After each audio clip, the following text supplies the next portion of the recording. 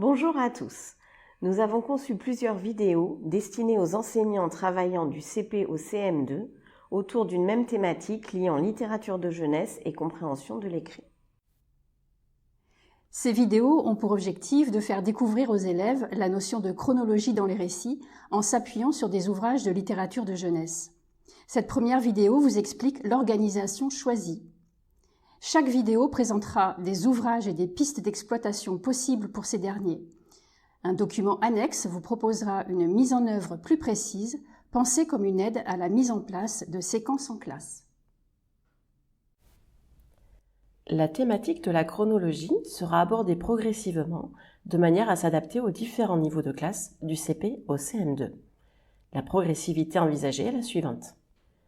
Premièrement, ouvrages permettant de repérer les indices relatifs au déroulement d'une histoire, la durée du récit, les ellipses, temps long, temps court, adaptés pour les classes de CP, CE1 et CE2.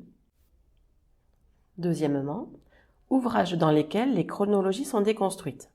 Présence d'un flashback, récit raconté dans le désordre, notion d'antériorité, de postériorité, adaptés pour les classes du CE1 au CM2.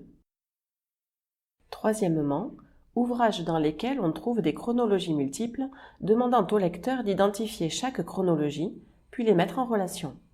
Adaptés pour les classes de CM1 et CM2. À chaque fois, la trame de séance sera identique. Lors de la séance 1, les élèves découvriront l'ouvrage choisi. Pour la séance 2, une relecture de l'histoire sera effectuée. Puis, l'enseignant annoncera un objectif de travail précis aux élèves. Il proposera une activité. La frise chronologique sera l'outil à privilégier pour représenter la chronologie d'un récit. S'ensuivra un temps de mise en commun, de débat et d'échanges oraux. Enfin, la séance sera close par un bilan qui mettra en évidence l'obstacle travaillé, la stratégie construite et aboutira sur une trace écrite, sous forme d'affichage ou autre, afin de garder une trace de ce qui a été appris.